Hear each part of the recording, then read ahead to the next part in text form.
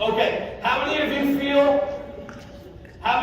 feel like something here? So these two muscles here, these are your sternocleidoid mastoid. There's no tests, I don't believe in tests.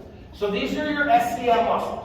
When you do this, what happens is it slowly starts to pull the skin. You ever see one of those people that's got that like,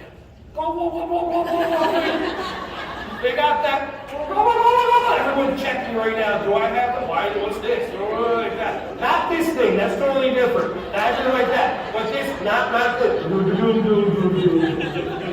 Okay, like that. Aren't you glad he's not up front? Okay.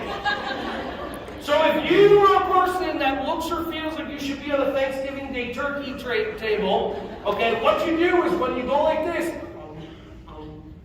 these muscles pull the skin back, tightens up the area, so this place starts to be, see now I'm looking around the room, people are like, one lady was texting me like this, now she's like,